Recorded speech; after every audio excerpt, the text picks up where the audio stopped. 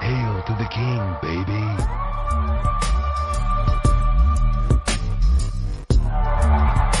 Hello, everyone. It is the Gaming Bounty Board Podcast, and I'm here with Ruben from To Games That May Concern for the second time, but this time in video.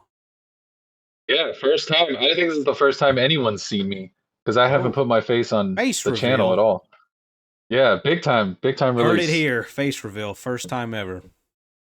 Yep. It's my first time seeing you, so that's cool. Yeah.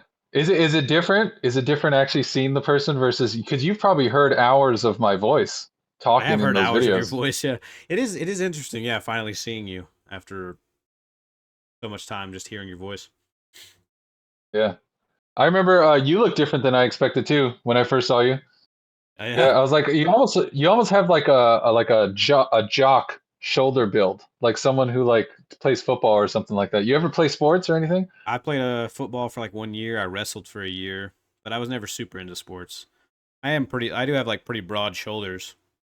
I go to the Yeah, gym, exactly. if that counts. Yeah, no, exactly. Yeah. I didn't expect that. It was sort of like, oh, okay, Yeah. like a much bigger dude. Interesting. Cool. I like it. So yeah, it's good to be back on your show, man. man. We got a lot of games to talk about this time. We got like a laundry list of things. And I mean, this year though is what a year though. I mean, 2023 has so many games it's making up for the last like 5 years I mean, we've had a lot of games over the last handful of years, but we've not had remotely as many as we've had in this year alone. In each given year Yeah. in the last few. Yeah, with Zelda Tears of the Kingdom early in the year, that was already like a really big release. Then Diablo 4 was like this other huge release. And then Starfield, which, Bethesda doesn't release games every year, so it's like a big deal to They actually literally have a released one new game Bethesda every game. 10, Yep. like And Rockstar. Starfield's like a whole new IP, right? How exciting that is. It kind of feels like the last month has suddenly gotten just dense with games. Like I've been all my time has been taken up. I mean, it's about to get even more dense in October because you got Mario, Assassin's Creed Mirage, Alan Wake 2, the new Hellboy game, and there's more that I'm not Spider-Man 2, Alone in the Dark remake. No, they delayed that. They delayed it till I want to say early next year or something, because they said that there's just too much coming out this year and they want to give it a fair chance, which honestly makes a lot of sense. And actually, you want to get it away from Alan Wake 2, because Alan Wake 2 is very similar. It'll destroy it. Just because of, I mean, brand recognition. It's a lot more of a recent title. Alone in the Dark hasn't had a game in like 12 years or longer, and quality difference between the two and budget is significantly different. So Alan Wake 2 has a huge edge regardless, marketing as well. So it's a good thing that it's going to release early next year alongside like the new Prince of Persia, which I'm really excited for in January. I think the Hellboy game that's coming out this month is I think it got delayed. I think it got delayed to, I think it's still this month, but just a little bit later. I didn't even know that there was a Hellboy game coming out. I hadn't seen anything about it. I know about the Prince of Persia. That one looks like a Metroidvania or something. Go check out Hellboy Web of Word. Okay. It's very much based on the comics. It's actually the last performance by Lance Reddick, who passed away this year, which is cool. And it's like a hack and slash style game, but some people have kind of called it a roguelike, but I don't know if it is a roguelike or not a roguelike. I hope it isn't, but it might be, so see. But I can't remember when it's coming out now, but it looks pretty cool. They announced a lot of stuff, yesterday at the Realms Deep, which I watched Yak Show's live stream of that. Twisted Towers got announced, which is a first-person shooter that I've been following for a while from this guy. His name's Thomas Brush. Made like a few games in the past.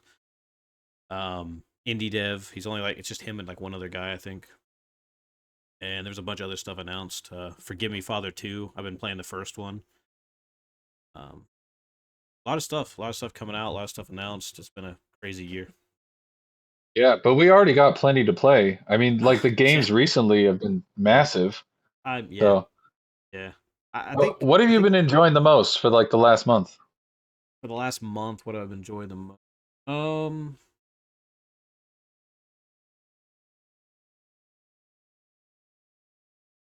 I'm gonna have to say probably tied between like Diablo 4 and Jedi Survivor, I guess. I played Hogwarts Legacy in there. I really like that, but Diablo 4 was really good, and I think that it's kind of underrated and overlooked in a lot of areas. Most people just focus on the builds and the meta and the this and the that, the things that I just don't care about. And like a lot of people kind of underplay the story, but the actual narrative, the story, the locations, the atmosphere, the world, the music, everything is really freaking good. I mean, near the end of the game, there's an almost like 5 minute long CGI like cutscene that is one of the coolest things I've ever seen in a game. Like almost like a mini movie. Yeah, I think you and I have the same taste when it comes to Diablo because I also really really liked Diablo 4 and I finished the main campaign. And for Yeah, me, I'm not the type of player who sticks with those really really long end game type experiences. Like for me, it's all yeah, about the story and about yeah, like the yeah. general arc. And I so mean, like that's Diablo what I 4 like. was satisfying in that way. Like in Hmm. exactly the way it needed to be for Yeah, I me. think so. I mean, did you finish it? Yeah, finished the Oh, full cool, cool, main cool. story, and I enjoyed it the whole. I thought Yeah. it was like really tight. Like Hmm. every piece of it was just It was dense enough it and was really well interesting. paced, and it actually took you along pretty much the majority of the entirety of that humongous map that I feel is such a cool and impressive feat for Blizzard. It being this fully interconnected thing when they're always so used to either semi-open areas or procedurally generated stuff in Diablo 3. You know, in Diablo 3 you go back in the same area like 30 times and it's never the same. And it kind of made for dull world design and level design. Whereas Diablo 4, holy crap, everything is like hand done. It's all like none of it's generated, none of it's procedural. It's not randomized. It's all hand crafted and it's amazing. Like the scale of it, the look, I mean, it's so depressing and dreary and dead and just dying. And it's since Diablo 2 probably the best that they've done with that. I think it would even surpass Diablo 2 in areas just because of how well designed the art is. Yeah, I think looking at the facts on the ground of what's on offer in the game, it seems objectively like an improvement on Diablo 2. The issue is, though, most of us, when we played Diablo 2, it was like our first experience with that type of game. So that made Diablo 2 probably feel much more impactful. But I think Diablo 4, just at its core, was delivering the same stuff, but even better, like Hold up more one second. polished forms. Yeah. All right. Yeah. So I got cut off, but all I was saying was it feels to me like Diablo 4 is doing a lot of what we wanted from something like Diablo 2, but we don't have the nostalgia glasses on with Right, Diablo right, right. 4, so it's hard Yeah, to appreciate like how polished each of those little pieces are. yeah. I loved it. I feel like this has been happening all year though. It feels like the games that I really, really loved when I go online, I see a lot of hate for them. Like I really like Diablo 4. I really like Armored Core, and I really like currently Starfield. And the thing that I see trickle into the top, which isn't to say that like criticism isn't valid for each of these games. There's plenty to criticize for all Yeah, of three. course. But like the kind of enjoyment that I've been having just feels so at odds with the kind of discourse around some of these games. Guess what? You've entered my world. Yeah, Everything I love, everyone hates. Yet I somehow it's kind of still stay like positive about it because it's just. I mean, I'm gonna be going up to bat for a lot of things in the near future. Atlas Fallen being one of them, by the way. Um, Atlas Fallen has become, I guess you could say, it's my Evil West of this year. I'm not gonna give it the title of Game of the Year for me as I did Evil West because Jedi Survivor is like masterpiece level in my opinion. Like I'm having insane amount of fun with that game. But yeah, I mean it's so weird, but it's just there's no longer a disparity between critics and players. players are now, for some reason, becoming critics, even though they don't get paid to criticize. And like game outlets are getting people to review games that have nothing to do with those games, which, or I mean, it doesn't, they don't even like the kind of game or something, which, yeah, it helps with being less biased. But at the same time, you kind of want someone who's biased towards that game that they actually like versus someone who doesn't like it, because at least they're going to lean more on the positive side than the negative side, and the negative doesn't help anybody. And that's just my opinion. But I don't get why everyone's trying to be a critic when the point of critics in movies and games and so on is just to completely critique and tear something down and put what they got out of doing so in that process. But that's also why reviewers and the IGNs and the GameSpots, those aren't really like they are kind of critics, but they're not really, because they're just reviewers. There's a difference in a critic and a reviewer, and then like a player who's also reviewing. It's just different perspectives, or it should be. And nowadays, it's like everyone's a critic for. Yeah. And the thing though that I try to remember anytime I'm sitting down to play is like I'm just trying to relax and enjoy myself, right? I don't want these games to be this perfect ideal of what I could imagine it being. I'm going to meet it where it's at and then just sort of see, okay, what are they offering for me to enjoy myself? And in a lot of cases, like these games, like the Diablo 4, the Starfields, and the Armored Cores, and perhaps Hogwarts Legacy and some of these other ones I haven't tried yet, right? Like these are offering just a certain kind of experience. And once you understand what they're attempting, you can meet them and you can just enjoy yourself. And it's sort of like a choice, right? It's like, I'm only going to live one time. Do I want to constantly nitpick every little thing that I'm spending my time doing, which just seems like my life is just going to be really unhappy? Or do I want to Which, just try to yeah, get the best out of it? And then there's plenty to feed on, see, like that's another Diablo thing. 4, right? And it's another thing. I don't like being that overly negative. I enjoy games as a medium, games as an art form. I've played them my entire life, and I enjoy video games. I played video games from back before they even had updates. I played video games when they first started having updates, before there was online, after there was online. I mean, I've been through a lot of the stages of video games. And so, yeah, sure. Do I like, oh, that's pretty rough or that's pretty bad, whatever, blah, blah, blah. But like, I think I mentioned it when I was talking to Hiak Show, which I actually dropped the podcast with him today as well. I've been trying to get around to editing it for like 2 weeks. Finally got it out, and I said, screw it, I'm just going to drop it. But I mentioned to him, I was like, it's just, you know, um, I just lost my train of thought. It happened in real time. You're Right there. about staying positive, right? Yeah, In the there you game. go. Which Yeah, Hiak Show, by the way, he's very positive. A lot yeah, of his videos, he just is having fun, yeah, enjoying yeah. stuff. He's very positive. Yeah, he got that upbeat energy too. But I was telling him, it's just like the overly negative and like crazy critical. And it's like I was, we had a laugh about it, but like I was saying that in these games, let's just say it could be an Evil West or Atlas Fallen or Starfield or God of War Ragnarok. No matter the scale, no matter the scope, no matter the budget of the studio, someone could be like, holy crap, this game is amazing. I'm talking beginning to end perfection, right? But oh my god, somebody just like fell through the floor and my immersion's ruined, so now it's a 1 out of 10 now. It goes back to like, it's like that one guy, I forget his name, no, I'm not even going to say a name because I don't know the name and I don't want to say the wrong one. But the guy who reviewed Prey 2017 and was the only person to give it like a 3 out of 10 or something, or a 2 out of 10. And the reason was because he had a flawless experience for the most part, but he hit a game-breaking bug in that pre-release build. Arcane sent him another save file with his exact 2 detail progress without the bug, still before the review embargo period. Plenty of time, right, to do all the stuff that he was missing out on because of that game-breaking bug, and still gave it a 2 out of 10. Just Yeah. because of that one bug.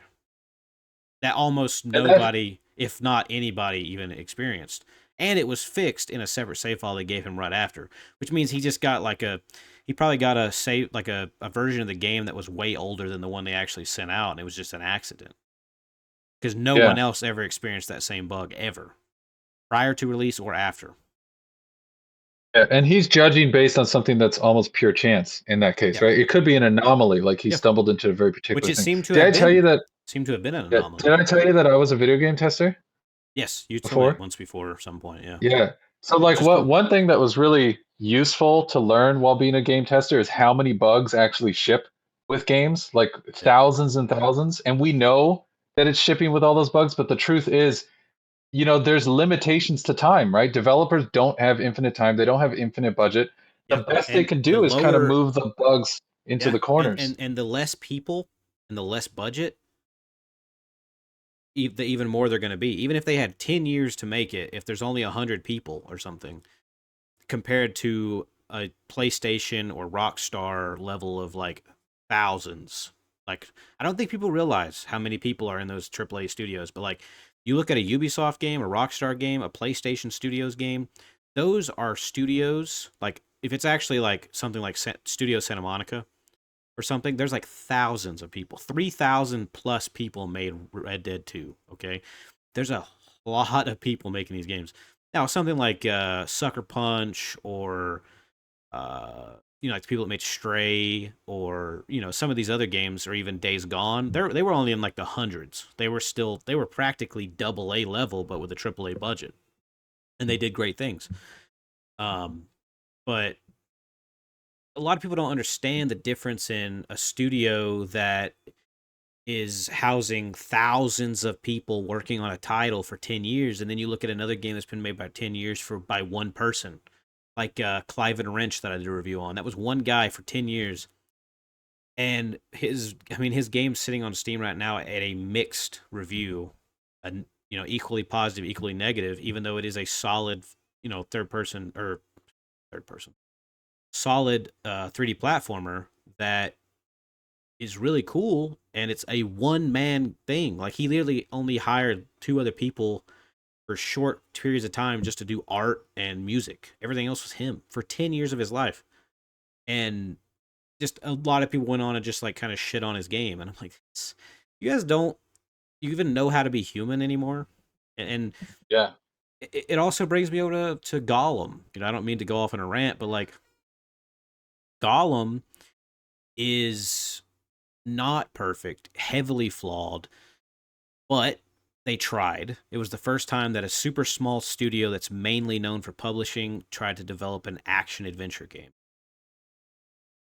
They were also rushed by the publisher, Nacon, and they literally were going to be releasing a Wizard Lord of the Rings game in less than 6 months after that one, or less than a year after that one. It was literally going to be like beginning of next year. They were going to have another game released. And they've patched a lot of the stuff on PC and console. I still haven't finished the game. I'm like another hour or 2 from it. I think overall story is really good. I'll make a video on it eventually. Gameplay, they could have improved some things. But I think the best thing about it is the story, some of the environmental design, and the fact that the whole game focuses around environmental puzzle solving. And when I say environmental puzzle solving, I mean stuff like Prince of Persia, where you're traversing and swinging on stuff, climbing on stuff, moving blocks, messing with water levels. And that's what it should have had, more of that and less stealth, because the stealth sections are the worst part of the whole game, and it's more than you would like. Yeah, but it sounds like you're still finding the parts that work, and you're appreciating those aspects, right? I think that's my delusional angle. Yeah, no, but here's what I would say. I think it's a choice, right? It's like you can experience the thing, and I think the point of view from those who want to criticize a lot, which I do understand, I think it's just you don't want to be naive, right? You don't want to be a fool who's just kind of a sucker for all of this stuff. And so you want to point out all those elements, and you can always find something to criticize, right? Yeah. But that is still a choice. It's a choice as much as the person who decides, no, I'm not just going to look at the criticisms, I'm also going to appreciate. And that's a choice too. And I think it's like, again, on balance, I want to have that kind of life where I'm just appreciating this stuff. And there is a lot to appreciate. Being more appreciative of things, and it's like, if you go looking for problems, you will always find problems, and that goes for anywhere in life. Anywhere in life, you go looking for problems, you will always find them. You go looking for a thing, you're gonna find something, whether it's what you want to find or not. But so, like in the case of Gollum, just to finish that off, they tried so hard and they had so much passion. I went and watched their dev diaries that they did that I guess no one cared about, right? And there was like 6 or 7 of them, and I watched them like right after buying the game, and it gave me another perspective on their position and what they were trying to do. And then you look in the comment section, it's just a bunch of people like, oh, Gollum's ugly as hell. Well, yeah, I mean, have you seen Gollum? But like, he looks even more ugly than he did in the movies. Well, I mean, it's an artistic choice. Why does everything look so cartoony? Well, I mean, they have a low budget and they literally wanted to make the game look more fantasy, and the twist of everything looking the way Gollum perceives it looking. Not he's the unreliable narrator of his own story. That's the point, and he's not all there. He has a personality disorder, and they have choices in the game where you get to pick one or the other. And like, I don't know if it has a big effect, but it does have an effect on how the game ends, and we'll see how that plays out exactly. I'm sure it's pretty simplistic because I mean and I think the killer of all these games like that, like AA games, is ambition. Is the killer of all AA games, and indie games sometimes, especially indie RPGs like Spiders and Piranha Bytes and stuff. Like ambition kills them. Ambition kills their games. It kills their review scores. It kills everything because they're so ambitious, and they're too ambitious for their own good. Sometimes it works out. Sometimes it is literally the only thing standing in their way of greatness because they try to pack too much into so little. And you only have a budget. If you only got 5 years to make something, you don't have a lot of a budget, and you got 50 people making a game. Stop trying to make it open world with choice and consequence and this and that and this and that. You know what I mean? But people shit so hard I think on we Gollum. should. Yeah, I think we should allow, or rather, I think we should promote ambition, though, right? I think it's good to aim high, and if you mess up, at least you aimed high, because I think that's also how we get some of these Yeah, really incredible experiences that it's are true. unique. And I mean, the ambition is a double-edged coin. It's good, but you don't want to try to do too many things though within a small budget thing. But at the same time, you could look at something, I don't know, that's trying to think of one, like maybe Death's Door or something like that did a lot of things that was almost like a Souls-ish top-down Zelda game that is Metroidvania and blah, blah, blah. And so, like, you'd never think that all those things would work together, but somehow it does, and it made a pretty good game that was even, like, pushing it for many people's Game of the Year. So, you know what I mean? And that's Also, something we like, discover, right? what is it? That's something we discover because they aimed high to a certain extent. Can you hear me? Did I lose my audio?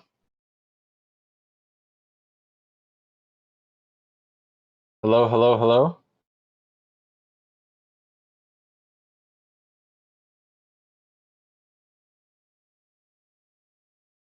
And we're back.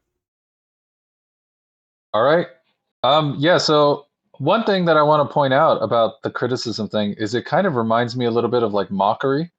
Yeah. Like when you are young and you see a kid who's kind of strange, Yeah. it can be very easy to look at the kid and then only point out the things that are strange about him or the things that are odd. It's And funny, you can completely miss I think we've kind of all of talked the about things that that are before. interesting about the kid.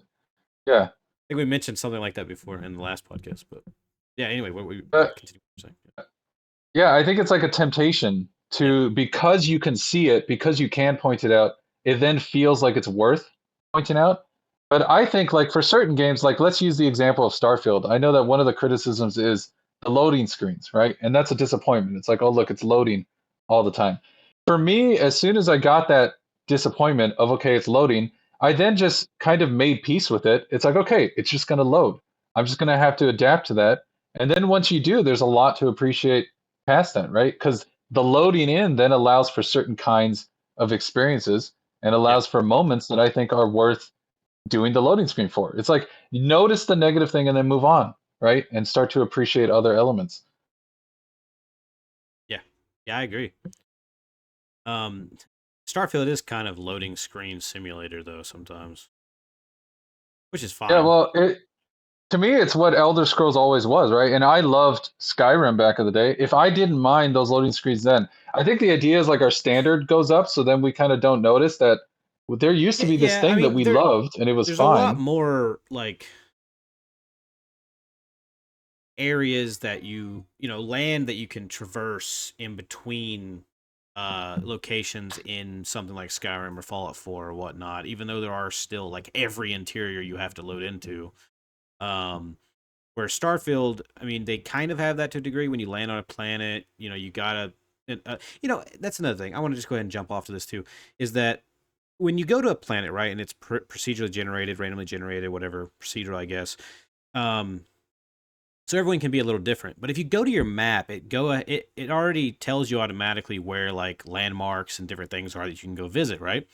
And you can see the border of like the map, and you would know that okay, the invisible wall is going to be at that border of the physical map that I can look at. So why in the hell would you go to it?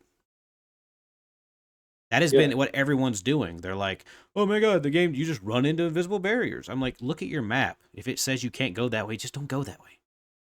Like it Yeah. tells you where all the landmarks are. So what are you doing? Like you're purposely running to the edge of the map and saying, "Oh man, I just run into like invisible barriers all the time just so you can talk shit."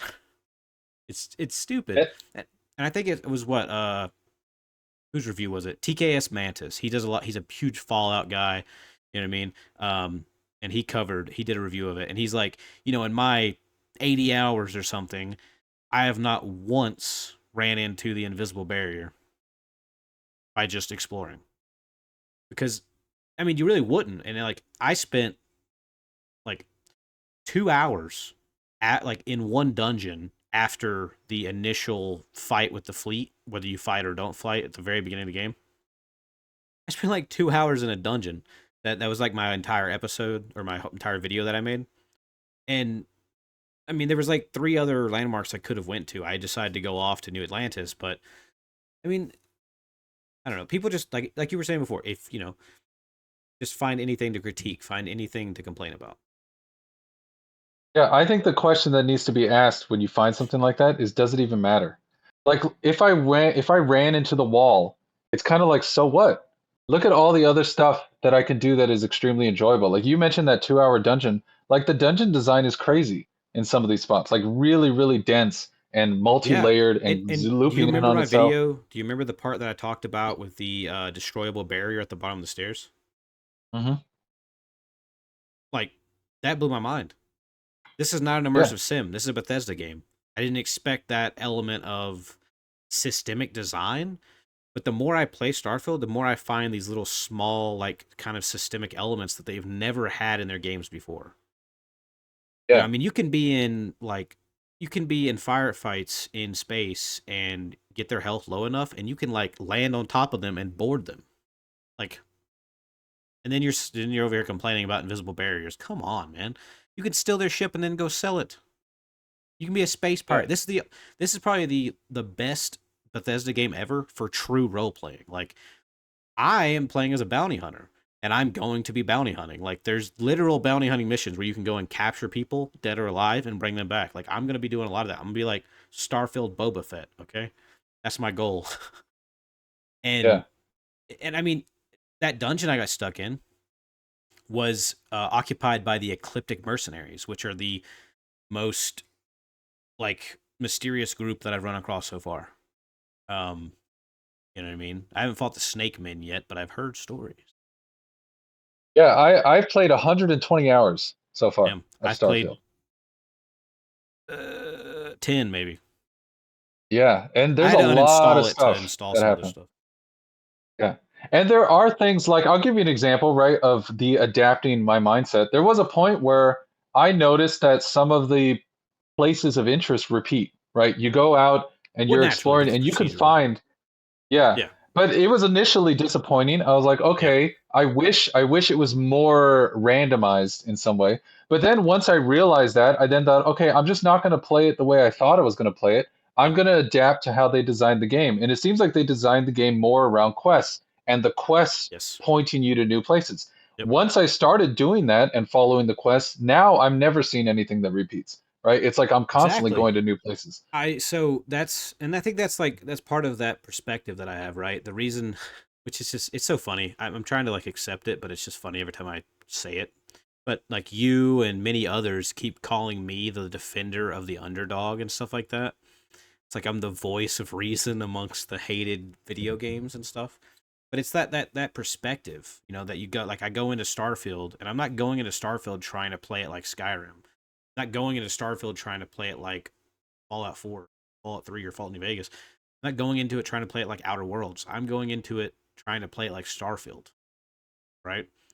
I'm yeah. I mean, there's some things. Okay, yeah, I wish they would have done this or that, blah blah blah. But I mean, would you really want to, in a game as big as Starfield and with as much stuff as Starfield, would you really want to go to all these planets and explore them to the extent you could in something like No Man's Sky? Would you really want to do that? Because that would be the most boring shit imaginable.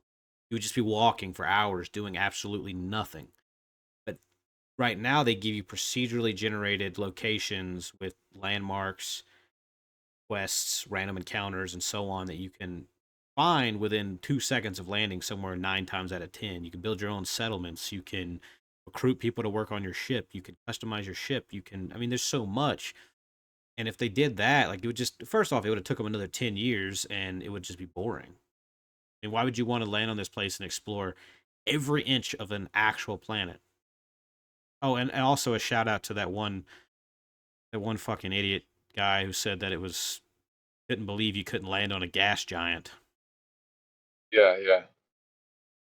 Well, again, it's like there's sacrifices to these choices. If they made it more like No Man's Sky, it would have less of some of the high points that it currently has.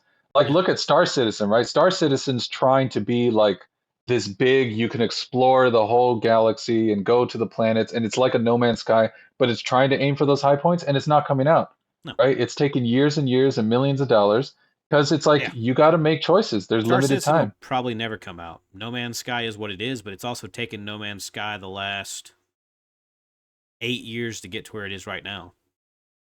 Yeah, and No Man's Sky has a different effect. It's not in Yes. the same cinematic No. space that Starfield is. Like what I like about It Starfield is doesn't it have the looks same graphic cinematic. quality, writing, quest design. It's not an RPG. It doesn't have the same amount of systemic elements. It doesn't have progression. It doesn't have tons of NPCs. It doesn't have a lot of these things that make a RPG or a Bethesda game a Bethesda game. And if you try to take a survival game in space and then mix that with like the Bethesda format, it wouldn't work. People just got this like hype train going in their mind. It was kind of similar to like what everybody did with Cyberpunk. Now Cyberpunk's had a whole turnaround. Now you get people comparing Cyberpunk to Starfield. They're not even the same kind of game, not even the same kind of setting. It's just stop. Negativity, Yeah. negativity, negativity all the time. And Cyberpunk, there was a lot to appreciate about that game too. Even when it was buggy, By even when default. it first came out and it was all these things, there was still some really great stuff that I they mean, were doing. And it's I a played it shame we day didn't one. talk about that. Yeah, I played Yeah. it day one.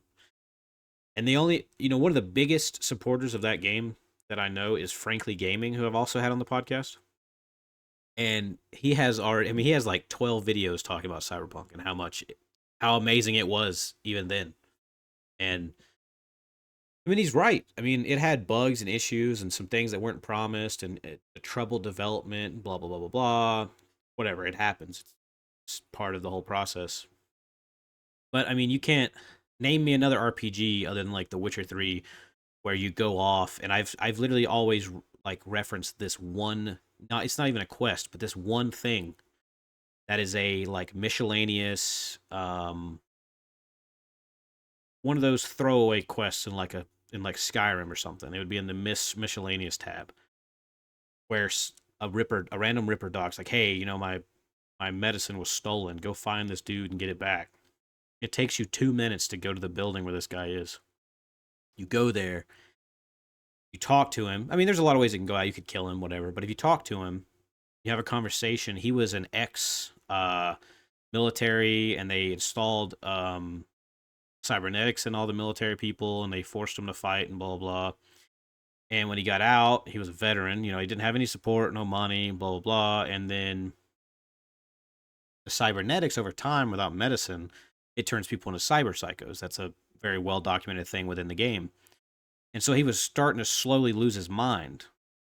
And he had two options: to end his life or go crazy. And so he tried to steal Ripper Doc medicine and, fix his affliction. And when he stole the medicine, he found out that this Ripper Doc has been selling fake medicine that is not real. It's a placebo. Took it and it didn't work. And you can take back what was left. And you can't really do anything about the Ripper Doc, sadly. I don't know. You might be able to kill him. I didn't try. When I go back and play it, I'll try. Because that guy's fucked. And so when you walk out of the room, he just says, I'll just leave me here with my thoughts, blah, blah. Walk out of the room and you hear boom. And I'm like, I go back and he just blew his brains out on the chair with a shotgun. Full detail and everything. And I was like, only in a CD Projekt Red game do I get this much story, detail, immersion, realism, and just something you could feel and feel for in a matter of less than 5 minutes. And a quest that didn't even have a name. It was just a miscellaneous throwaway thing. Didn't even have a name. But nobody talked about that. Yeah, and that's one quest among many. And that by itself, to me, is already worth the price of admission. If you get a single quest that's like that, what's the word? That effective in terms of its storytelling, the way that it makes you think about what a character went through. I mean, back in the day with Sega Genesis, we used to play a game like Altered Beast, and we finish it in 1 hour, and we would pay full price for that kind of game. But you now we play pay it over similar and over price. and over and over. Well, now we can pay a similar price, and we can get multiples of that kind of experience, even more so, right? We'll get like deep, thoughtful meditations on people suffering and the way people deal with things. And it's like it's like an abundance of riches, almost like we become spoiled and we forget to appreciate those little moments. I don't think people appreciate video games. Like, I don't think the large majority of people, and especially casual gamers nowadays, do not appreciate video. I don't think they appreciate the medium or what it has achieved. I don't think they appreciate how far it's come. And it's one of the newest artistic mediums out there. I mean, it's only been around like in full force roughly since the 80s. It was before that, but like, you know what I mean? It's from, it started, the arcades were booming in the 80s onward. I mean, and that's not that far, right? That's not far. Like a little over 30 years, 40 years, give or take, depending on how far back you want to go to the start of video games. That's not very far when you look at paintings and drawings and music and film. Like, film's been around since the 1800s, late 1800s. So like you can't, you know what I mean? Like, plays have been way before that. So there's so many art forms out there. This one's the newest one. It has so many heights that it can reach. VR is going to be that and this and whatever.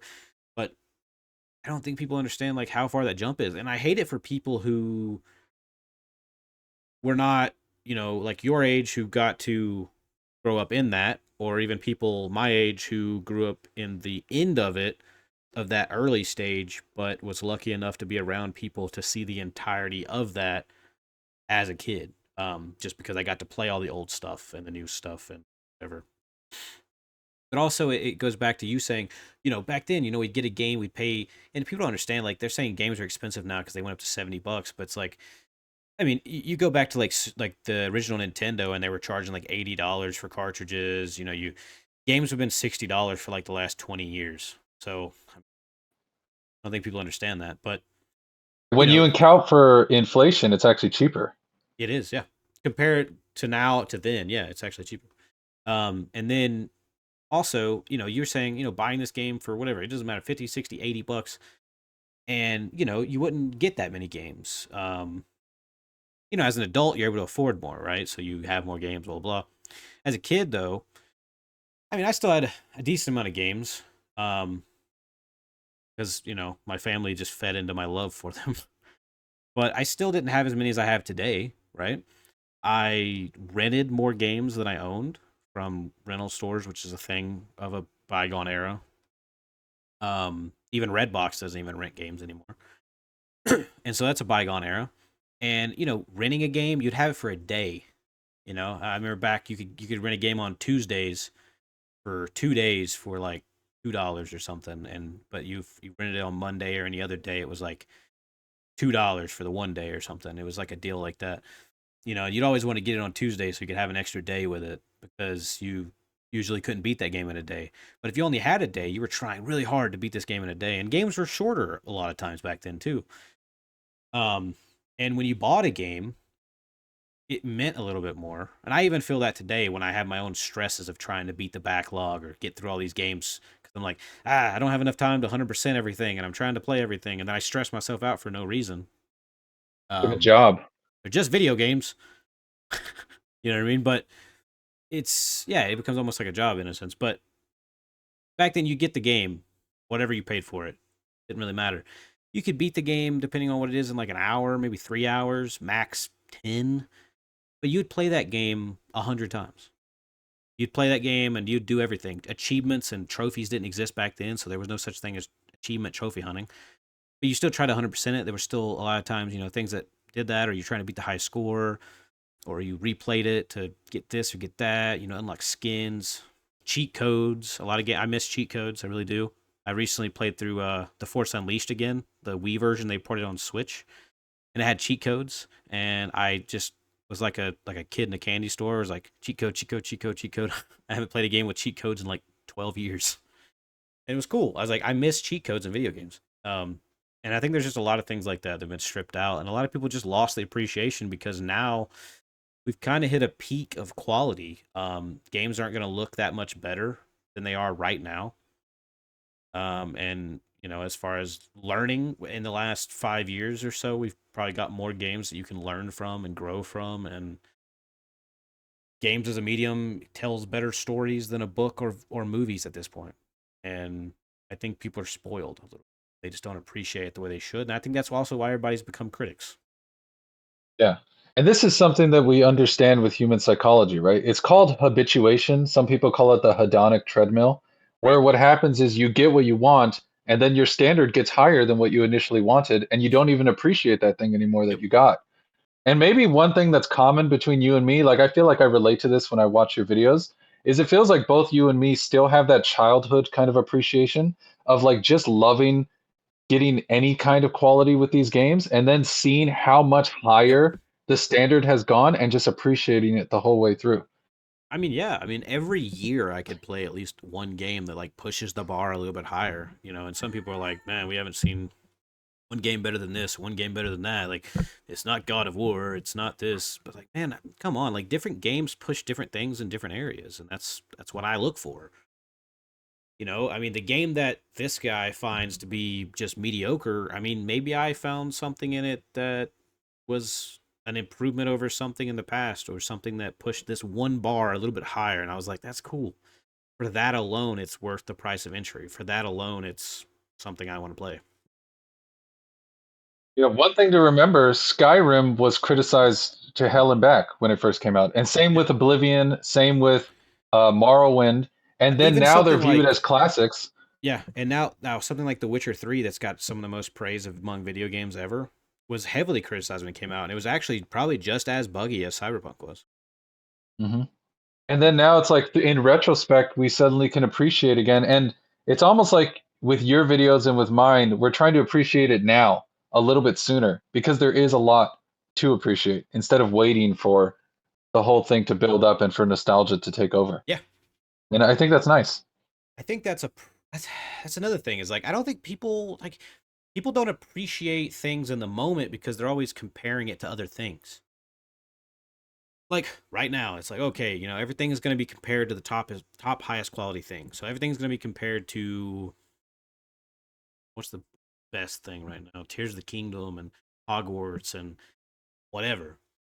These big budget things, right? Yeah, I mean it's like okay, yeah, those are AAA games. I mean, actually, Hogwarts Legacy is quite an anomaly. It's a game with a AAA budget and a studio like less than 100 people. They haven't made anything other than like Cars, the video game, something. I wonder if that's why you and I also like indie games a lot. Because it seems like we're able, because indie games have a huge limit of budget, right? Yeah, Like they're it's insane. super, they have to make all sorts of sacrifices. And yet it seems like, because some of those games are like my favorite kinds of games, Also and it's the more deeply limitation that actually personal makes and it more interesting. ambitious. Yeah. Yeah. I It's also like the think that you have limitation a is an opportunity. Oh, I was yeah, just saying that exactly. the limitation becomes an opportunity for some Yes, other stuff. it does. And here's also a thing that I think's unappreciated, and I think I have such a strong appreciation for the art form, the medium, and I think you do too. So do a lot of other people that I know. But it's like in the large scope of everyone in the community, it's not that high. But it's like back in the day, games were so limited by budget and by manpower and by time constraints that they had to find these magical ways to create things that technically were not possible, right? And it's the same with film. People had to use special effects by manipulating camera lenses and stuff to create things that you couldn't actually make at the time. Or they, threw a grain of dirt on the lens and like turned it upside down and flipped it in the air or something. You know what I mean? Like they had to do these weird things to make things that they couldn't technically make, and that's why you got things that were way before their time. I think like uh would be a good example? The original Doom, right? That game is a defining shooter of all time. That game isn't even 3D, but it had everybody think it was 3D. It was 2.5 dimensions, and you couldn't even look up. The map literally moved as you looked. And the same with like Duke Nukem and all the stuff on the build engine back in the 90s. But they found ways to add cool physics and all these other interactable things, and found ways around things. I mean, you could look into games that were able to make certain like open worlds work and things that just seemed impossible at the time. And then, now all these games are doing these things. But a lot of games aren't even doing small things anymore.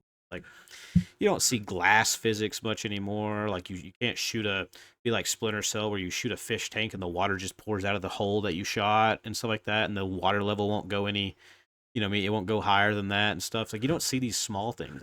And when a game does it, I'm still like, ooh, you know what I mean? Because the child in me, I guess, and the appreciation for games. It's like recently I hate how video games refuse to do reflections and mirrors for some reason.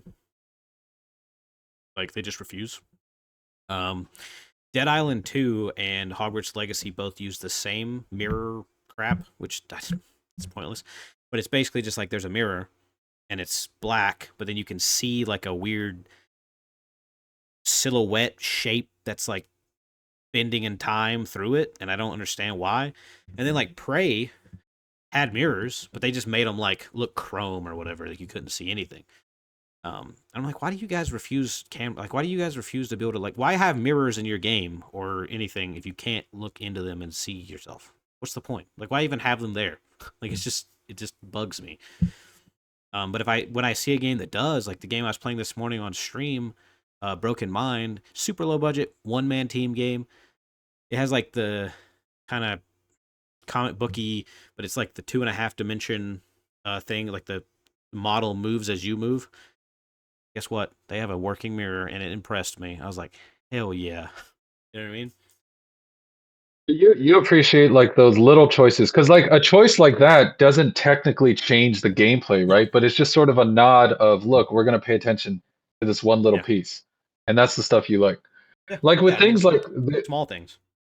yeah, like with the other games you mentioned, like I could see the decision, right? It's like, look, we don't want to spend our resources on the reflection because we can have our resources spent on this, this, and this, and Right. this, right? And it's sort of just the limitation of the fact of hardware and the fact of budget and reality. Yeah. And we could compare to an ideal that doesn't exist, or we can compare to what actually can exist. And Yeah. that's sort of the trade-off that developers have to make, which gamers don't have to make. Gamers don't have to make that trade-off. And so we just sort of judge them negatively for not doing enough compared to our imagination. But our imagination doesn't exist. Our imagination is just our imagination. It's an Exactly. unfair comparison. 100%. I think that's, a lot of people are getting into right now between Starfield and Cyberpunk and stuff. Like the negative impact of hype and why the game industry right now just overhypes things to a just crazy degree, and it's become kind of popular as far as videos go on YouTube and stuff. And I mean, I agree because people are making like, and I mean, with Cyberpunk and Starfield both, the hype hit levels and people were disappointed, whatever, because they made up things in their mind that there's literal proof that nobody ever claimed existed ever. There are claims that people have made of things to be in these games that not even one developer or anything is there. There is no proof of anything of these claims. No video, there's no article, there's no tweet, there's nothing. So these people, they hit a hype level so high that they start making stuff up. They become delusional and they start creating things from thin air, and then they get disappointed that they're not there. Yeah. And negativity also rises to the top, right? Negativity sells to a certain extent. So it's like I know you have to think of the amount of people who are I'm not enjoying successful in these YouTube games yet. without complaining. Too positive. You got your own niche. The Yeah. nice thing, like what I hope for you and what I hope for me and Hyaksho and Schlotsky and High Functioning Medium, we all got our little niches, right? Like our little corners of our way of explaining things, our way of thinking. And I hope for all of us that that niche continues to grow because I do think people want different kinds of voices, right? A kind of variety Oh yeah, in for how sure. things are presented. Yeah. That's all. I mean, that's fine. You know. Well, so you've been playing Armored Core as well, right? Oh yeah, Armored Core has been a real experience for me. Since I we think that's a perfect talked a lot about example. Starfield. Yeah, Armored Core is like the perfect example of what we're talking about. Because I'll tell you, when I was first playing it, I bought it day one. I was Yeah. excited because I like other FromSoft games. I played like 2 hours and I was thinking, oh man, I might want to sell this game. I don't know that it's for me. And I wasn't Right. like hating it, but I was just sort of feeling like, oh, you know what? Maybe I'm not going to get into it. And at the time, my girlfriend wasn't home, and I thought, okay, I'm going to give it one more shot. And then I played it again and it suddenly flipped for me. Like I started to understand what they were going for. And it's a perfect example because it was completely not what I expected. I was expecting it to be closer to some of the older FromSoft games, and I think Yeah. that's what was making me disappointed. When I appreciated it for what they were going for, like this totally different kind of systems-based, Yeah. build-based kind Something of very game, different. completely flipped, became something super addictive. And now now it's like one of my favorite FromSoft games, and it's such a different like opinion, and it's interesting how that can Yeah. happen. I definitely would love to see how that turns. I really kind of want to try it out myself. I was watching you know, you were talking about playing it. Storm, who's on the one channel with us. Yeah, the one Yeah, the Discord. one I invited you to, right? Yeah, yeah. Storm. I've been like binging his stuff, and I watched his Armored Core review and stuff. He loves it. Like he's loving and loving it. And I think that was his first Armored Core game as well. And then you got people like it's Writing on Games is the channel. Um, he's a little bit bigger and stuff, but he like prior to Armored, like after Armored Core was announced, because he does a lot of stuff on Dark Souls and all that. He like binged the series and did like a whole big retrospective video on the entire series, and then played the new one. And it's just that allowed him such a appreciation for it. But it also seems to be a game that people can get into that have absolutely zero experience with the series as well. And I've never really played the Armored Core games, though I believe that I played one of them on arcade many years ago at a campground I used to go to, and it was one of those arcade machines that had the pull down VR headset, old school VR headset, and you could actually rotate, and you had the guns like right I think here, I and you know held it. exactly what you're talking about. And I think it was an Armored Core game that I played on that. If I can remember properly, it was like one of the It was earliest definitely a Armored Core mech games. game. Yeah, it was definitely a mech game. It was either Armored Core or something else. I actually have a game that reminds me of Armored Core and Wii, but it's a more of on rails thing. And it has some of the worst reviews online you could possibly imagine. When I got my Wii, like I went to GameStop way back whenever I got my Wii from a friend, and I was looking for Wii games. I was like, I just want to get something, you know. I don't have many. I think he gave me one game or something, and I bought it from him. And I saw this game, and I can't remember what it's called. I was actually gonna go play it a couple days ago, and I just didn't get around to it. But it's like an on rails Armored Core style game. Um, and I got it for like 60 cents, no joke, at GameStop. 60 cents. That tells you how much people hated it, right? And it was like, even for the time, it was very old looking. Like, it had to have some kind of lineage in arcade games because it was just very old looking, even for the Wii. But man, was it fucking fun. Like, it was so much fun. Like, it was on rails, but then you got to a boss and you could like go back and forth, left and right, and you'd hit like the points. Like, the first boss is like this big giant robotic Hydra thing. Dude, it was a lot of fun. And I was like, how do people not like how do you not like it? It's just fun. Like, I don't know, maybe there's some expectation there, prior games or something, but it's like, I just thought it was really fun. And sometimes that's all that Yeah. matters. Sometimes that's all you need is just fun. You know, it doesn't have to be more than that sometimes. Yeah, and there's a lot of games where the fun could be blocked by you only noticing the negative, right? Because if you see the negative, like even in that game that you played, if someone was only looking at the limited parts, the parts Yeah, that didn't nail whatever they imagined, they right. would not see the fun and they would Yeah. completely miss what's I could still be like, there. oh man, it looks like crap and it's very old looking even for its era. It's very linear on rails versus something else similar to it that's more open and explorable like Armored Core or something. And you be like, oh, negative, negative, negative, negative. I might as well just get rid of this game even though I only paid 60 cents for it. You know, but I was like, screw it. I'm just gonna go in this game. I'm like, ah, dang, it's pretty fun. I just shooting robots and I'm in a mech suit, flying, you know, and fighting bosses, and it was just cool. Yeah. But Like when I first was playing this Armored Core, I think the big thing that was limiting for me was it was so different from Elden Ring, right? And I yeah, knew that it was going to be different, but it was really, really different. And it didn't have the exploration that I thought I yeah, wanted. And that was making me not see the fun. But when I let that go and I just mhm, sort of understood it as like, look, it's going to be bite-sized little yeah, experiments where you get to play with your build and just do these action sequences, then it was like, okay, there is something fun there. I just have to embrace that instead of forcing it to be something it's not. yeah, yeah. It And I kind mean of reminds me that's of Death Stranding. yeah, You ever played Death yeah. Stranding?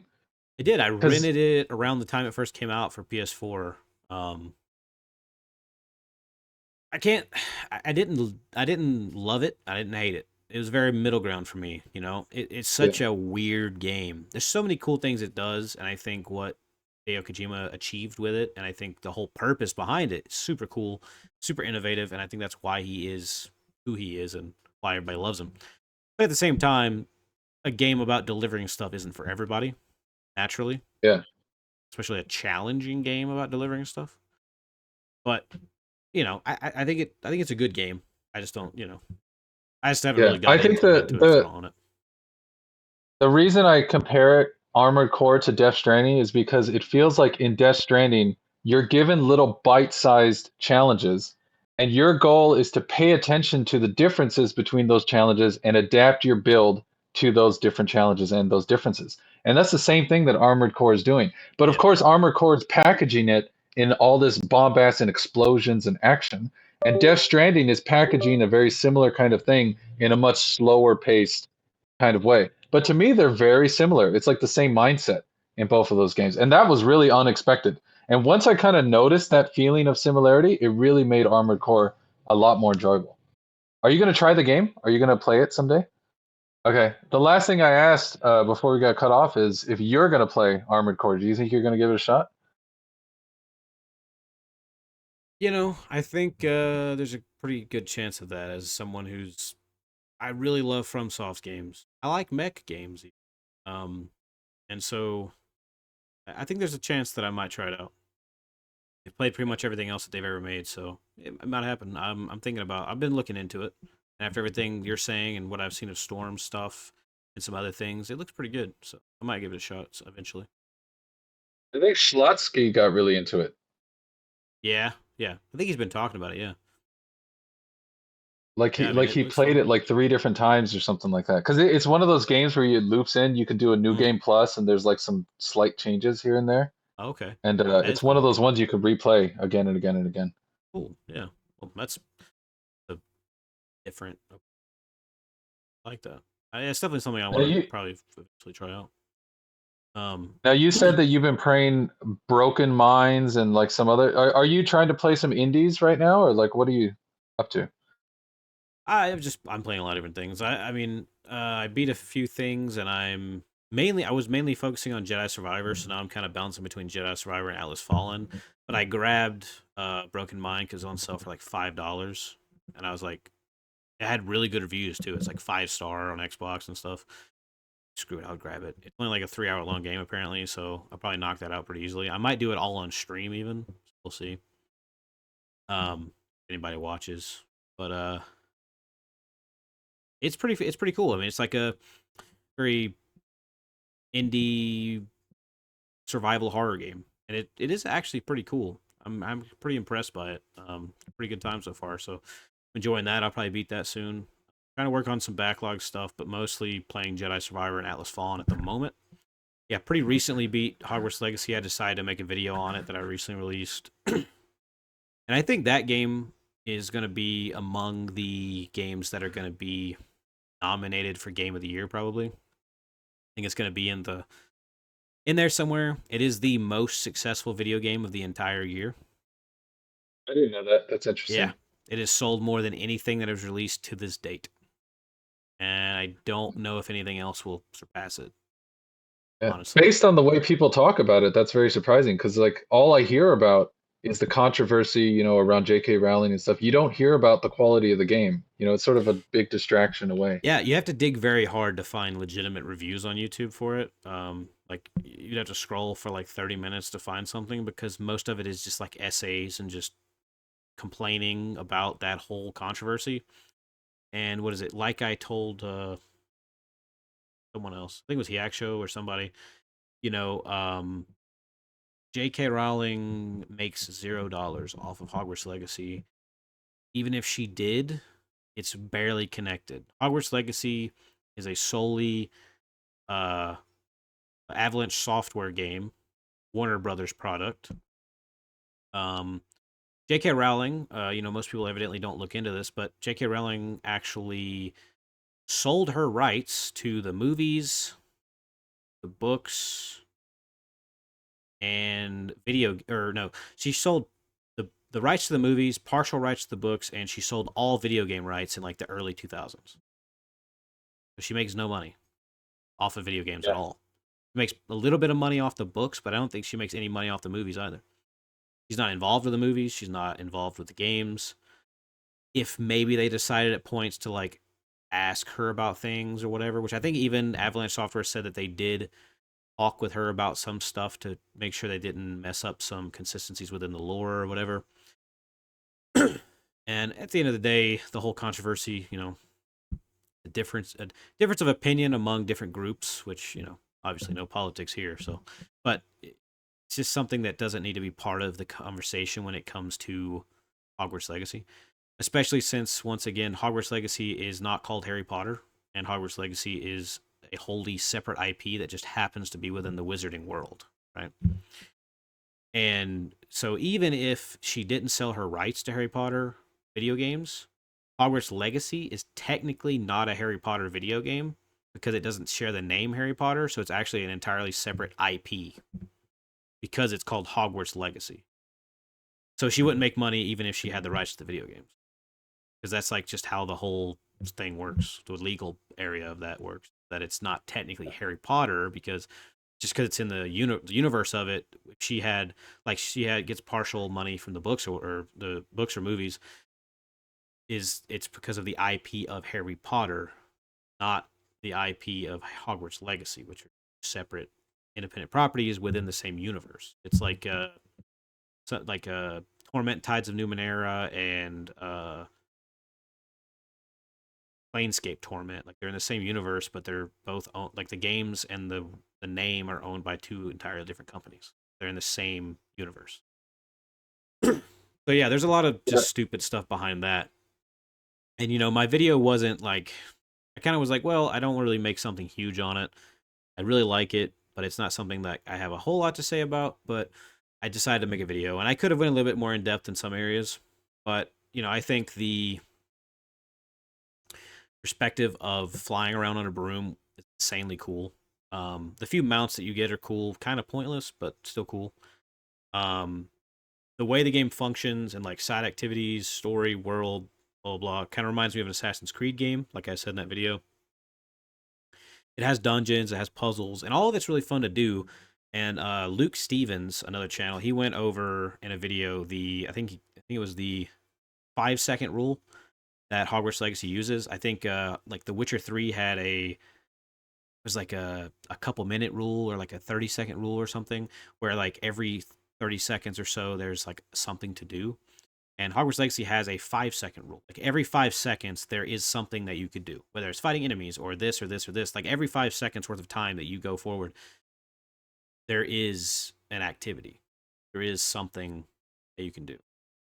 So it's always engaging. So it's not a game that I would want to 100% do everything, but there's enough that in between side missions and main story stuff that I was never bored.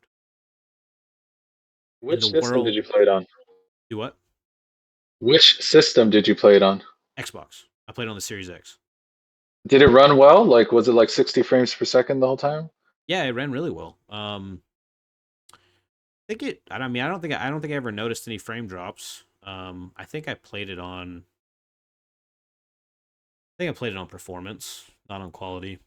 And it ran. You really said well. you finished it. Did you like 100% it, or you still have to do some side stuff? No, I just beat the story, and I beat the 3 main side side like quest lines that are supplemental to the main story. Like it'd be stupid if you didn't play them and beat the main story, even though you can, because they're literally directly connected to it and actually affect it and can change it, and it's mentioned in it and stuff. Don't know why it's a thing, but it just makes the story better to do those. Yeah, I have a good bit of side missions I didn't do, a lot of activities I didn't do, but I did enough in between stuff to make it fun. But it's not something I'm gonna go back to and try to like do everything. I don't plan on How doing long that. did it take?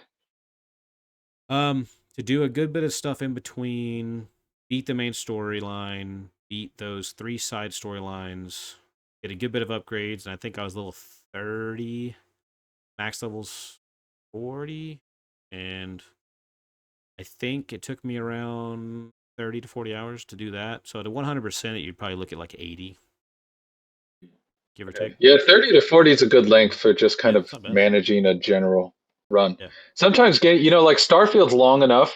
Like I don't want too many long games playing at Yeah. the same time because it ends up just being too much. Yeah. It's like a job. What do you think about like game like what's your sweet spot? What do you hope for Like with a game length? length in a game. Like, if are we saying like for 100%ing or like doing a Just the little bit of general everything? comfortable amount, like So doing just the doing main like story and just enough side stuff to feel enough good. side stuff to have a good time. I would say like lengthwise to do good bit of side stuff, but not everything, and beat the main storyline. Probably, I'm gonna have to say like 15 hours or something. I Is think I agree probably 100%. a good area. But I mean, I'd also go as far as to say that like stuff like the Resident Evil 2 remake and like Resident Evil 7, Resident Evil 8 and stuff like that, where you can 100% like the entirety of a run, a whole playthrough, like 11 hours is pretty good too. Like you can 100% everything in like 11 hours. That's not bad. I don't mind that at all. The regular playthrough is like 4 or 5 hours in Resident Evil 2. If you just didn't do everything else. That's not bad either. Like I'm not one of those people. I don't care if a game's like 5 to 10 hours. Like if it's a good 5 to 10 hours and it's a good game, then I really don't care. But not every game needs to be like 80 hours, 100 hours, 300 hours. Big Yeah, sometimes it's too RPGs. much. Yeah, sometimes it is too much, and really depends. Like in a game like Starfield or Skyrim or anything like that, like an RPG, yeah, it's cool. I mean, the main storyline of something like Starfield, you can probably beat in less than 10 hours. Skyrim, you can beat that main story in like 8 hours. Most RPGs you could beat, like a lot of them, unless you're looking at like old CRPGs, you could probably beat their main storyline in a reasonable amount of time. But doing everything, you can easily get sucked in for hundreds of hours, and that's what you want in a game like that. Then you look at something like Red Dead 2. I put 300 plus hours in my first playthrough. I was just so engrossed in That's that game. wild. But by default, just minimum, this is doing nothing else in the game at all. You have to have a minimum of 60 hours just to beat the main storyline of that game. minimum, and it's amazing every second from beginning to end. But then something like Assassin's Creed Valhalla, which I haven't beat, I actually have to reinstall because I had to uninstall it when I got a new Xbox. I don't like the story that much. I like the world, I like the atmosphere, I like the side quests, I like most of the activities, I like the combat, but the story is so boring and the voice acting isn't that great. And it's like a 60-hour long campaign, just like Red Dead, but Jesus, I cannot see myself doing it. It's just not that good. I can see myself getting lost in that game for like hundreds of hours, but I couldn't do that. Like the story is just not where I could. Um, yeah, I mean, Yeah, I think 10 to, Valhalla's the perfect example of a yeah, game maybe too large. in every area. Like it's yeah, in every area that game is inflated too much. Yeah, I think 10 to 15 hours is probably a good area for me. Um, actually, so I guess I'm trying to think what I haven't touched on. I've been playing Atlas Fallen. I guess I'll move to that. So, and then we'll talk about Mortal Kombat 1, I guess, and start wrapping things up. I don't know how much more time we have, but Yeah, I can give you like 15 more minutes because I do have okay. to do some All right, work. cool. So Atlas Fallen, uh, I just recently started playing. So I probably put it like, I don't know, 5 to 10 hours in that game. And from what I've seen, you can actually beat the main storyline of that game in like 10 hours. I was like, that's awesome. Like, I'm excited. Like, it's not bloated. So that means it's probably paced pretty decently well. And what I played so far, the story is pretty cool. Like, it's a very double A game. It's the same people who made the original Lords of the Fallen, the Surge games, those games. But this is their first game that's not a, like, Dark Souls clone type game. And it has like it's hack and slash gameplay. It's a lot of aerial combat. The verticality is insane. Like there's so many like things you have to climb and like mountains, and if you see it, you can go to it. And it's like semi-open. The verticality is insane. The art style is so cool. It reminds me of like a Darksiders or something like that.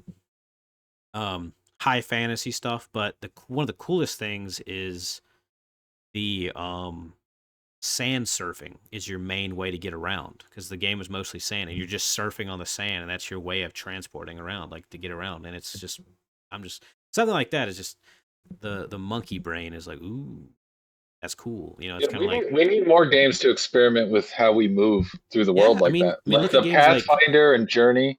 yes, yes, Pathfinder's a fantastic one like that. Yeah, Pathfinder. That was the first thing I thought about. Like I was thinking like when I started playing Atlas Fallen, I was like, dang, this is going on a list of like cool movement. You know, up there with Pathfinder, Sunset Overdrive, Infamous.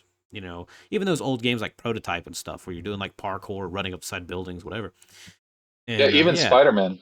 yeah, and Spider Man and doing the, you know, that's just like cool movement is just something that we don't see that much, and when we do, it's really cool.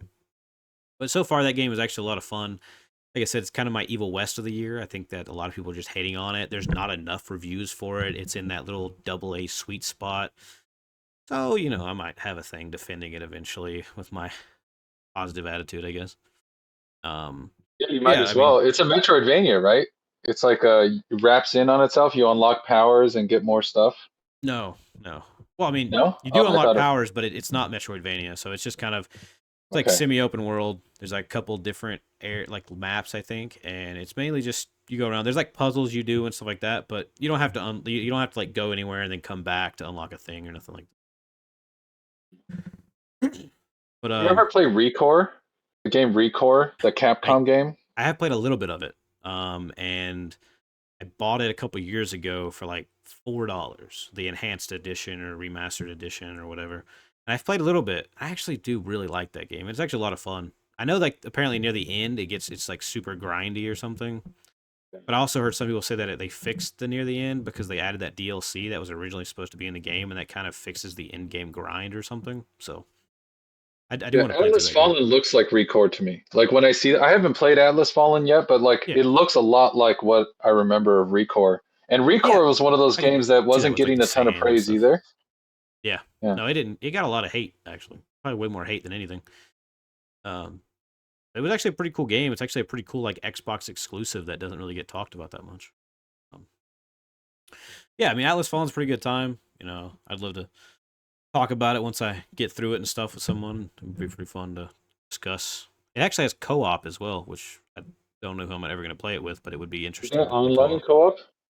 Huh? Or is it couch No, co-op or it's online online co-op? co-op. Yeah, it's online co-op. I mean, seems pretty cool. I've heard some good things about the co-op experience actually. They actually kind of like balanced it to where you can do combos together and stuff like that. So cool. Yeah. So you've played Mortal Kombat 1, right? Yeah, I just bought it like 2 weeks ago. I Okay. have kind of been doing it on and off between Starfield. I'll jump and play a little bit of Mortal Kombat 1 just Yeah. because it's something bite-sized that I can Yeah, enjoy yeah. real quick.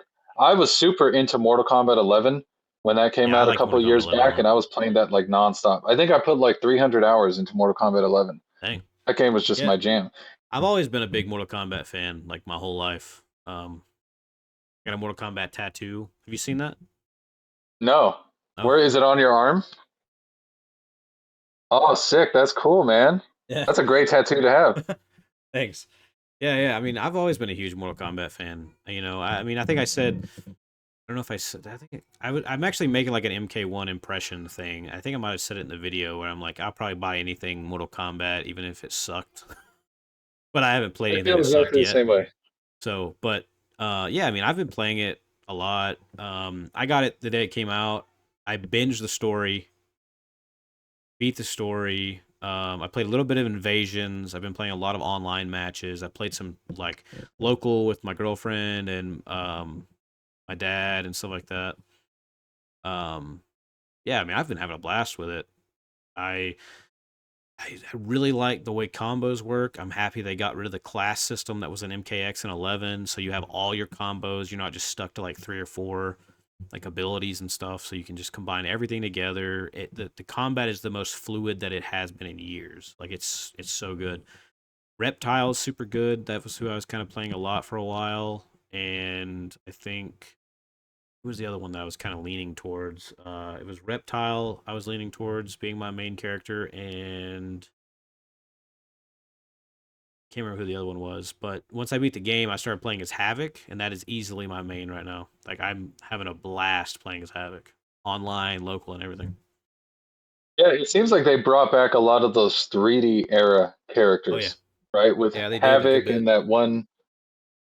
Yeah, And Mortal Kombat 1 is one of those examples where they actually took away things, but it seemed to kind of streamline the experience a little bit. Like you yeah, mentioned how you can't customize the moves anymore, but then it just makes it so that the build that they have for that character is like one that is perfectly balanced yeah. and It's you more can really kind of balanced. work your You've way. got more available moves and abilities, and and because it's not relegated to the class system, it's also easier for people to pick up and play because you can accidentally do combos that before you would kind of have to learn. So you can just mash buttons and do pretty good if you want.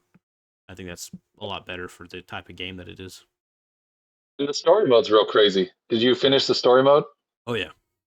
Yeah, that ending with all of the like alternate versions of the characters and you're It was finally fighting them off. That was yeah. so great. It was really cool. I have mixed opinion on it. Like I think it's weird that they're going for the whole like timeline alternate universe thing all over again like they did with 11. They've done it so much. But I did like the big callback to MK Armageddon with the ending and stuff and the pyramid and all that and like the whole it was just funny. Like there was literally you're fighting all these variations and one of them was what was it called? It was like like Shao Kahn mixed with Johnny Cage, and it was called John Cena. I was like, nice, nice. You know what I was thinking through that whole sequence? I was like, I wonder if this is a nod in the direction of a character creator at some point. Like maybe the next game they'll have some kind of you could just combine I different think a abilities and lot of people have whatnot. been saying that. I think a lot of people are thinking that they might do a DLC where you could do that, which would be cool. There's only been one character creator in all of the Mortal Kombat series, and that was with Armageddon. Yeah. And then it would be kind of it would build off of the actual custom move thing that you used to do in Mortal Yeah, Kombat 11, except now you're crossing between yeah, characters and then you can mess with their visuals. I mean that would be that would pretty be sick. cool. I like that. I That think would be Mortal cool. Kombat for me is like the nostalgia kick. Like the reason I will keep playing Mortal Kombat is it really is I grew up on that series and it's Yeah, so iconic the to me, nostalgia each of thing. those Yeah. characters and the sounds. Yeah. Oh yeah, yeah. I think the nostalgia of it is just something that will always stand out for sure. Yeah, All man, right. Well, having a blast. I with should this stuff. probably start letting you go. Okay. I gotta get to work. All right, man. Yeah, I mean, been awesome talking to you again. Get to see you for the first time. You know, the face reveal right here on the Gaming by Yeah, Anywhere exclusive. podcast for Hopefully the first that time. like bumps up your views, right? I'm gonna be like, to games that may concern face reveal. I'm gonna make some kind of like clickbaity thumbnail for it. Do with the outline and the question You mark, have like full Pokemon, permission, dude. with the Pokemon type thing. Can you guess who this Yeah, is? go for it. I'll Yeah, figure something definitely. out. Yeah, promote it, push it out, whatever you gotta do. Yeah, it'd be cool. But yeah, it's awesome talking to you again. It's been a while since I've had you on the podcast. I'm trying to line up and do more podcasts more frequently. I've got 2 more lined up after this one, and something else special coming out that I did a while back that I've been editing. And yeah, I'm looking forward to whatever you got coming out next. It's been a minute. I know it takes me a long time. I'm super busy. I got like I Yeah. do 3 jobs now, so 3 it's like now. just nonstop work. Yeah. So What's I the- work as a teacher Yeah. and an editor, and then Yeah. I do additional writing with an author. I'm getting paid for that, so it's just like it takes up all my time. But I'm trying. 3 We are jobs working on and then the stuff. side job there, huh? Yeah, and then the YouTube. But Yeah. there'll be stuff. We might have something at Cocoon pretty soon, so you'll hear us talking about that. Hopefully. It's on Game Pass, right? Yep, that's how we played Okay. it. And you Okay. can finish that one in like 5 hours. I might have an idea. I might play Cocoon soon and try to beat that, and maybe finish up Somerville because I never did finish that, and maybe do a video about both of them since they're linked to Limbo and Inside. That is a perfect idea right there. Look at that. That's a good idea. Yeah, for sure. No one Yeah. else is going to do that, so that would be No, great. probably not. I'm gonna look into that. I'm And gonna I write think that you'll down. like Cocoon. I'm pretty sure that Cocoon will be right up your alley. Write that.